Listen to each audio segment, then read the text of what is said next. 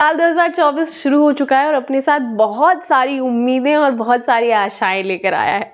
नमस्कार, मैं हूं मेघना। मेरे चैनल में आपका बहुत बहुत स्वागत है। मुझे थोड़ा सा जुकाम हो रखा है, ठंडी बहुत है, लेकिन उसके बावजूद मैं आप लोगों के प्यार और आप लोगों के दिए इतने सारी शुभकामनाओं के लिए बहुत बहुत शुक्रिया कहना चाहती हूँ। आपको मेरा काम बहुत पसंद आ रहा है, मेरे वीडियोस बहुत पसंद आ रहे हैं, इसलिए एक और वीडियो के साथ मैं हाजिर हूँ आपके बीच। और आज मैं बात करूँगी कि साल 2024 में वो कौन सी 12 किताबें हैं, एक एक महीने के हिसाब से 12 महीनों में 12 किताबें कौन सी ऐसी हैं जिन्हें मैं पढ़ना चाहती हूँ और कोशिश करूँगी कि इस साल ये सारी किताबें निपटा लूँ। तो आइए शुरू करते हैं। जनवरी से जो किताब मैंने इस महीने के लिए चुनी है, और ये पिछले साल से ही मेरी बकेट लिस्ट में थी और इसमें पढ़ना चाह रही थी, और मैंने शुरू भी कर दिया है। कुछ एकाध 50 पन्ने निपटा लिए हैं मैंने इस किताब के। ये क्लासिकल किताब है और मुझे तोहफे में मिली थी। ये है सुरेंद्र वर्मा की लिखी मुझे चांद चाहिए। पहले आप इसका कवर पेज देखिए। मेरे कमेंट बॉक्स में जो मैंने वीडियो डाला था कि हिंदी साहित्य की सर्वश्रेष्ठ किताबें, उसमें बहुत से लोगों ने मुझे रिकमेंड की कि मुझे ये किताब पढ़नी चाहिए। तो उसके बाद मैं यहाँ तक पहुँची और ये मुझे गिफ्ट मिली, और थी मेरी बकेट लिस्ट में बट मुझे गिफ्ट मिली, तो ये मैंने शुरू की है। कहानी रंगमंच और फिल्मी दुनिया की चकाचौंध के पीछे की है, मतलब फिल्मी सितारों का क्या स्ट्रगल होता है और पर्दे के आगे और पर्दे के पीछे उनकी ज़िंदगी कैसी होती है, ये किताब उस चीज़ को दिखाती है। पृष्ठभूमि में है वर्षा। हमारी जो नायिका है इस किताब की, उसका नाम है वर्षा उर्फ सिलबिल, या सिलबिल उर्फ वर्षा, जो उस रंगमंच पे आने से बहुत घबराती है। लेकिन फिर एक बार उसके कॉलेज में कोई फंक्शन होता है और मिस कात्याल, उसकी टीचर है मिस कात्याल, उसके सामने आती हैं और उनसे वो बहुत घुल मिल जाती है, और उनके थ्रू उसका परिचय होता है रंगमंच से। वो नाटक करती है अपने कॉलेज में और उस एक नाटक से उसकी ज़िंदगी बदल जाती है। वर्षा एक ऐसी लड़की है जो अपनी घर की आर्थिक स्थिति देखती है, ट्यूशन्स पढ़ाती है और अपनी बहन की शादीशुदा ज़िंदगी देखती है, लेकिन उसे अपनी ज़िंदगी में कुछ अच्छा करना है, उसे उस चांद तक पहुंचना है, उस सफलता तक पहुंचना है, अपना नाम करना है, और उसके लिए वो लगातार मेहनत करती है। और कैसे होते हुए कहाँ तक फिर वो फिल्मी दुनिया में पहुंचती है, ये उसकी जर्नी है। मैंने सिर्फ 50 पन्ने ये किताब पढ़ी है, आगे इसको पढ़ना चाहती हूँ कि ये आगे कैसी जाती है, और मुझे बहुत लोगों ने रिकमेंड की थी। मैं चाहती हूँ आप भी मेरे साथ इस जर्नी पे चलें और ये किताब पढ़ें, और फिर हम साथ में डिस्कस करेंगे इसके बारे में। तो ये किताब है मुझे चांद चाहिए।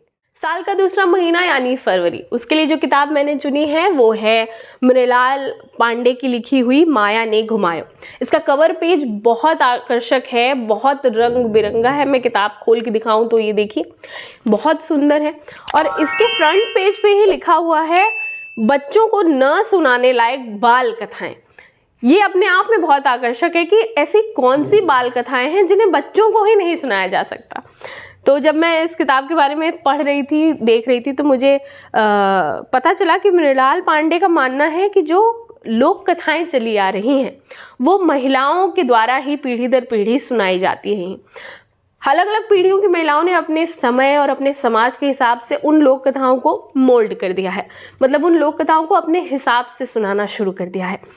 वो सारी लोक कथाओं का प्रचलित लोक कथाओं का संग्रह है ये माया ने घुमायो, जिसे मैं इस साल पढ़ना चाहती हूँ। ये बेसिकली मृणाल पांडे मानती हैं कि आप ये किताब पढ़ें, आप इन लोक कथाओं के संग्रह को पढ़ें और उसके बाद ये डिसाइड करें कि ये बच्चों को सुनाई जानी चाहिए या नहीं। इसलिए उन्होंने इसके पृष्ठ पर लिखा हुआ है बच्चों को न सुनाने लायक बाल कथाएं। बाकी मुझे इसके बारे में डिटेलिंग ज़्यादा नहीं पता है, मैं पढ़ूंगी तो आपके साथ ज़रूर साझा करूंगी। 1857 में भारत की स्वतंत्रता का पहला युद्ध शुरू हुआ मेरठ शहर में, और उस समय क्या क्या चीज़ें हुई और उसके 100 वर्ष बाद उस शहर में क्या जनश्रुतियाँ हैं, लोग क्या सोचते हैं, क्या कहानियाँ चली आ रही हैं, उस समय कौन से वीर उस वक्त के जिनकी कहानियाँ आज भी लोगों की ज़ुबान पर है, इन सारी चीज़ों का संग्रह मिलता है हमें अमृतलाल नागर की किताब गदर के फूल में, जिसे मैं तीसरी किताब इस लिस्ट में जोड़ना चाहूँगी, और मैं चाहती हूँ कि इसे मार्च में उठाऊँ मार्च में ही ख़त्म कर दूं। ये कोई फिक्शन किताब नहीं है, इसमें अमृतलाल नागर ने शोध किए हैं, जन शोध किए हैं। वो लोगों के पास गए हैं और उनसे 1857 की लड़ाइयों की कहानियाँ सुनी हैं, और उन कहानियों से जो वीर निकले हैं, जो लोगों के बीच के जो हीरो निकले हैं, उनके बारे में चीज़ें लिखी हुई हैं। तो ये वो किताब है, और तभी इसका नाम है गदर के फूल। और मुझे टाइटल भी इसका बहुत अच्छा लगता है, और ज़रूर इसका कुछ मतलब होगा अंदर पढ़ने पे, अभी मुझे नहीं पता है। अमृतलाल नागर वैसे भी लिखने के लिए जाने जाते हैं और बेहद खूबसूरत लिखते हैं। उनकी लिखी भूख किताब मुझे पढ़नी है, वो भी मैं पढ़ूंगी जल्द ही, आशा करती हूँ। तो ये है तीसरी किताब जिसे मैं इस साल पढ़ना चाहती हूँ। चौथी जिस किताब के बारे में मैं बात करने जा रही हूँ उसकी पृष्ठभूमि रामायण है, और वो किताब है आचार्य चतुर्सेन की लिखी हुई वयम रक्षामः।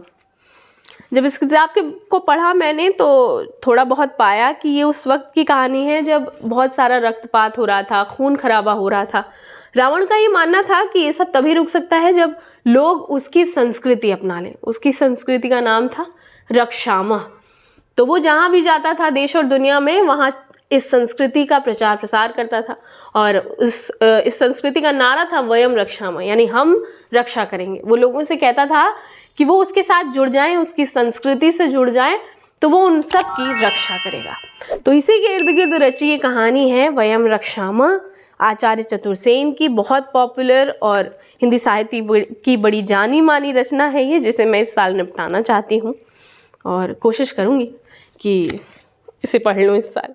5वें और 6वें महीने के लिए जो किताब मैंने चुनी है वो असल में एक बुक सीरीज़ है, हिंदी बुक सीरीज़, और पौराणिक कथा से ही जुड़ी हुई है, महाभारत से जुड़ी हुई है। आनंद नीलकंठन की एक किताब है जिसका नाम है अजेय, और एक का नाम है कली। पहले आप ये किताब देखिए, ये दोनों एक ही सीरीज़ की किताबें हैं, और इन्हें मैंने एक बुक फेयर से ख़रीदा था, बट मैं अभी तक पढ़ नहीं पाई हूँ। ये दुर्योधन के नज़रिए से दिखाई गई महाभारत है, जहाँ तक मुझे पता है। इस पे लिखा है पासों का खेल। तो महाभारत तो हमने अलग अलग नज़रिए से सबके पढ़ी। मैंने द्रौपदी के नज़रिए से महाभारत पढ़ी, और मैंने कर्ण के नज़रिए से महाभारत पढ़ी, लेकिन अब मैं दुर्योधन और कौरवों के नज़रिए से महाभारत पढ़ना चाहती हूँ, वो क्या कहते हैं।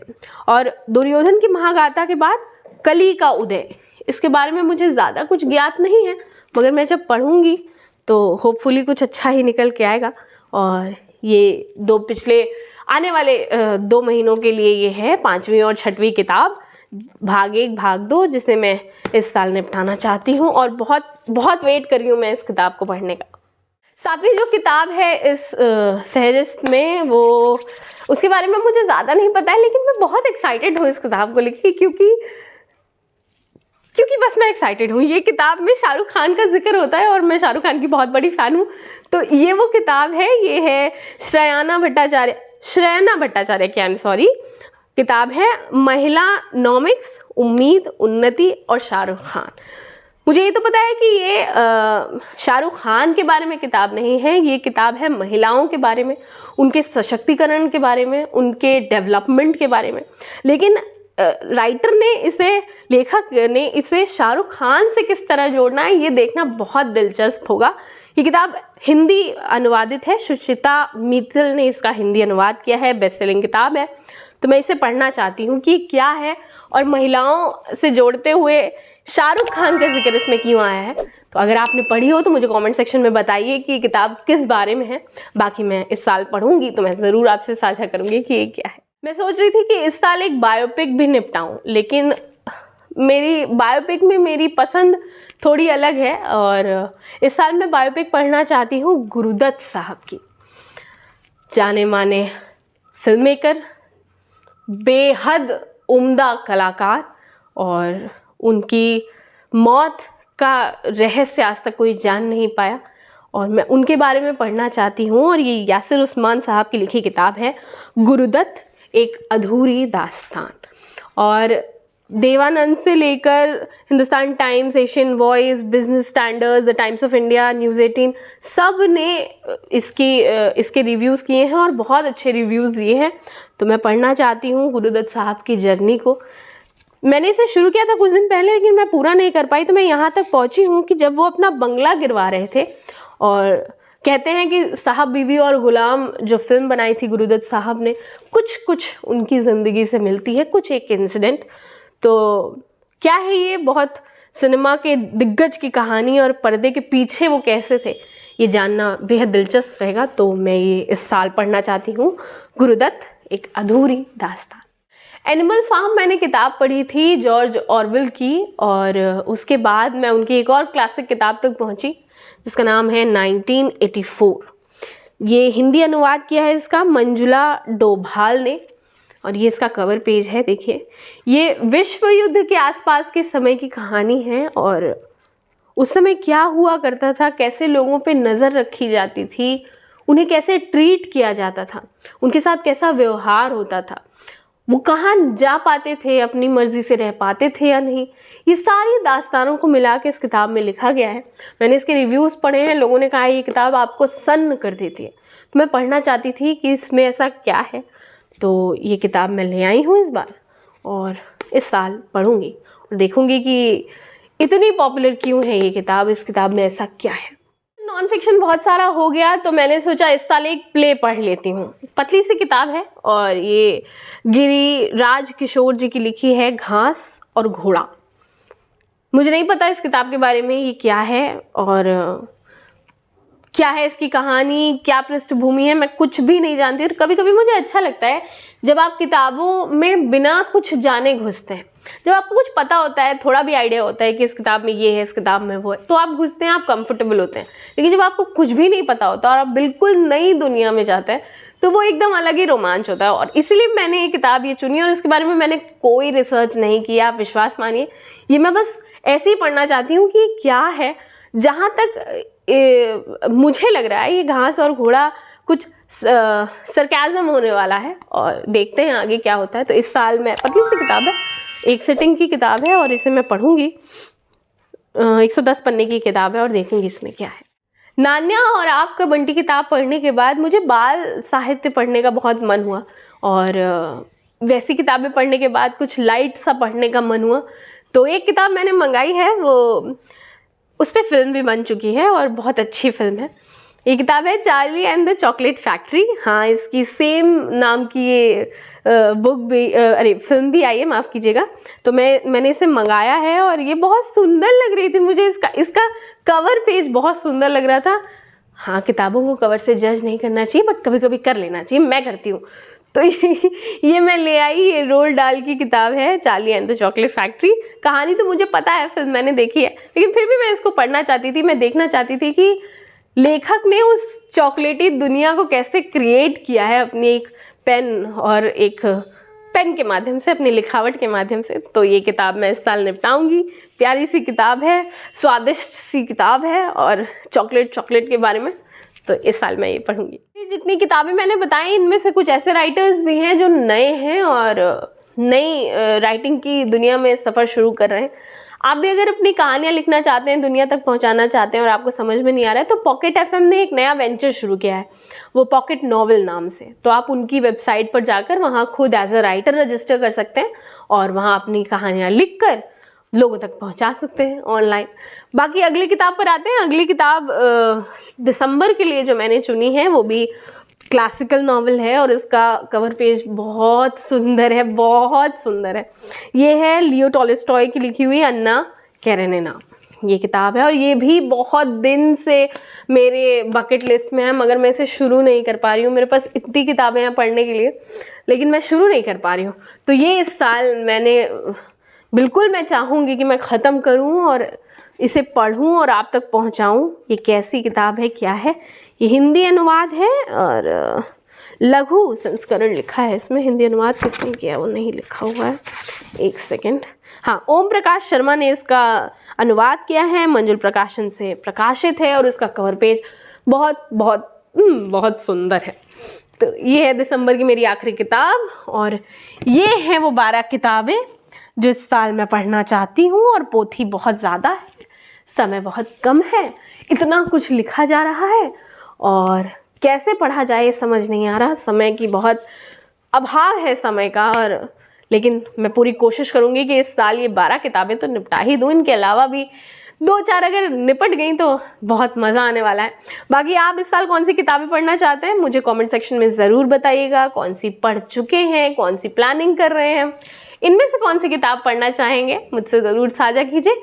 बाकी आप मुझसे इंस्टाग्राम पे जुड़ सकते हैं, वहाँ आपको मेरे किताबों से जुड़ी अपडेट मिलती रहेगी। मैं क्या पढ़ रही हूँ, मैं डेली लाइफ में क्या कर रही हूँ और बाकी सारे इतर चीज़ें भी। तो मिलूंगी मैं आपसे अगले वीडियो में, तब तक के लिए जुड़े रहिए मुझसे, देखते रहिए मेरा चैनल और किताबें खूब पढ़िए। शुक्रिया।